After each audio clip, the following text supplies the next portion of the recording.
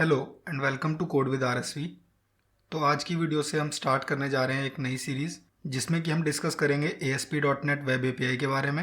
तो इस वीडियो में हम एक सुपर हीरो वेब एपीआई बनाएंगे जिसमें कि 4 तरीके के एंड पॉइंट्स होंगे: क्रिएट, रीड, अपडेट और डिलीट, जिसको कि CRUD कहा जाता है शॉर्ट में।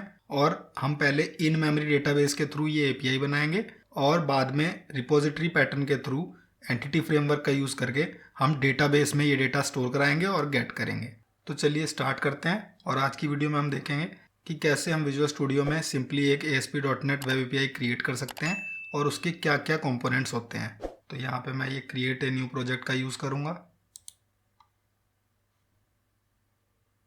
और यहाँ टेम्पलेट्स में आप सिंपली यहाँ पे ASP लिख के सर्च कर सकते हैं और ये ASP.NET कोर वेब एपीआई का ऑप्शन आपके पास आ जाना चाहिए।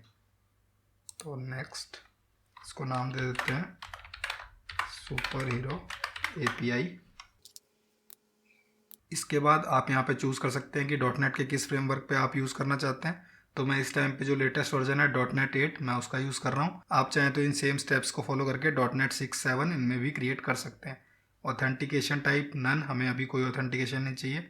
कन्फिगर फॉर HTTPS मैं ट्रू करूँगा क्योंकि हम चाहते हैं कि HTTPS पोर्ट का यूज़ करके भी हमारी एपीआई यूज़ हो सके। इस ट्यूटोरियल में हम डॉकर का यूज़ नहीं करेंगे तो इनेबल डॉकर यहाँ अनचेक रहेगा। Enable open API support yes, मैं चाहता हूँ कि इसके लिए स्वैगर की डॉक्यूमेंटेशन जनरेट हो जाए ऑटोमेटिकली, तो मैं इसको चेक करके रखूँगा। इस चेकबॉक्स को आप चाहें तो चेक कर सकते हैं या नहीं, ये आपकी पर्सनल प्रेफरेंस है। मैं आइडियली इसको अनचेक रखता हूँ क्योंकि मैं नहीं चाहता कि मेरा वहाँ पे program.cs में मेन मेथड स्पेशली क्रिएट होकर दिखे, मुझे वहाँ और कुछ कोड नहीं पुट करना है। तो इस तरीके से वो काफ़ी क्लियर दिखाई देता है। यूज़ कंट्रोलर्स यस, आप इसको अनचेक करेंगे तो आपकी मिनिमल एपीआई क्रिएट होगी।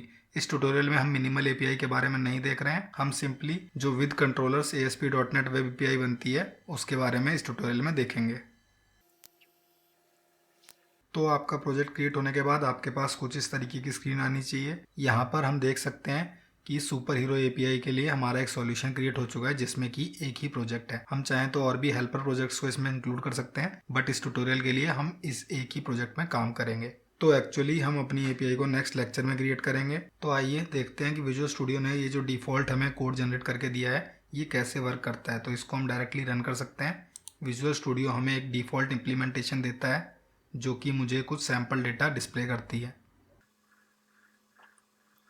तो आपका सॉल्यूशन रन होने के बाद आपके पास ये स्वैगर यूआई आएगी। इसीलिए हमने प्रोजेक्ट क्रिएट करते टाइम चेकबॉक्स चेक किया था कि हमें ओपन एपीआई सपोर्ट चाहिए, जिससे कि हमारे पास इस तरीके की यूआई आ जाए जहां से कि मैं अपनी एपीआई को चला चला के टेस्ट करता रहूं। तो अभी के लिए मेरे पास एक सिंगल एंड पॉइंट है वेदर फोरकास्ट का, मैं इसको ट्राई आउट कर सकता हूँ एग्जीक्यूट यूज करके और मेरे पास ये कुछ रैंडम डेटा आ रहा है। ये जो रिस्पॉन्स मेरे पास आया है ये करेक्ट वेदर डेटा नहीं है, ये रैंडमली जनरेटेड डेटा है। तो आइए अपने सॉल्यूशन में चल के देखते हैं कि मेरे पास ये जो डेटा जनरेट होकर आ रहा है और ये एपीआई जो वर्क कर रही है वो कैसे कोड से इम्प्लीमेंट हुआ है। तो इसमें अगर ऊपर से स्टार्ट करें तो कनेक्टेड सर्विसेज में हमें कुछ भी नहीं करना होता है, अभी के लिए हम इसको छोड़ देते हैं। डिपेंडेंसी अगर आप कुछ भी नगेट पैकेजेस ऐड करना चाहते हैं या कुछ डिपेंडेंसी ऐड करना चाहते हैं तो वो यहाँ से ऐड होती है, जैसे कि ये स्वास बकल ASP.NET कोर ऐड हो रखा है, ये होता है ओपन एपीआई सपोर्ट यानी स्वैगर के लिए। इसके बाद प्रॉपर्टीज के अंदर मेरी है लॉन्च सेटिंग्स.json, जिसमें कि मेरी ये स्पेसिफाई होती है कि मेरी जो एपीआई रन कर रहा हूँ मैं वो किस पोर्ट पे किस यूआरएल पे रन होगी। तो अभी के लिए सबसे पहले अगर मैं चाहूँ तो HTTP पे रन करूँ तो 5201 पोर्ट पे लोकल होस्ट पे रन होगी, बट मैं HTTPS पे रन कर रहा हूँ और बाय डिफॉल्ट जब वो रन होती है तो लोकल होस्ट 7011 पे रन होती है। अगर किसी रीज़न से इसको ये पोर्ट खाली नहीं मिलता तो ये फॉल बैक करेगी HTTP के पोर्ट 5201 पे। तो ये सारी डिटेल्स हम लॉन्च सेटिंग्स.json में डालते हैं। इसके बाद आता है हमारा कंट्रोलर, ये वो कंट्रोलर है जिसकी वजह से मुझे वहाँ पर एक सिंगल एंड पॉइंट दिख रहा था गेट का। तो हम जब भी कोई कंट्रोलर क्रिएट करते हैं तो उस कंट्रोलर को ये कंट्रोलर बेस क्लास को इनहेरिट करना होता है जिससे कि उसको एक कंट्रोलर की बेसिक प्रॉपर्टीज मिल सके।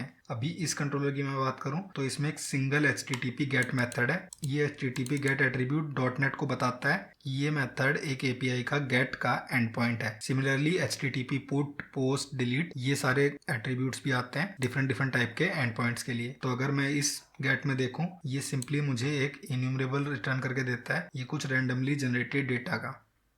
इसके बाद नेक्स्ट होती है ऐप सेटिंग्स.json। अभी इनिशियली इसमें कुछ ऐसी सेटिंग्स है नहीं जिनका मैं यूज़ करना चाहता हूँ, बट जैसे जैसे हम कोड करेंगे तो जैसे हमें कनेक्शन स्ट्रिंग स्टोर करनी होगी तो यूजुअली ये रिकमेंड नहीं किया जाता है कि आप कनेक्शन स्ट्रिंग अपने कोड में हार्ड कोड करें, वो आप ऐप सेटिंग्स.json में यहाँ पे डाल सकते हैं। जिससे कि अगर आपकी एप्लीकेशन आप किसी दूसरे सिस्टम पे रन करते हो या किसी क्लाइंट को देते हो तो उस टाइम पे वो यहाँ पे कनेक्शन स्ट्रिंग चेंज करके किसी दूसरे डेटाबेस से भी आपकी एप्लीकेशन को कनेक्ट कर सकें।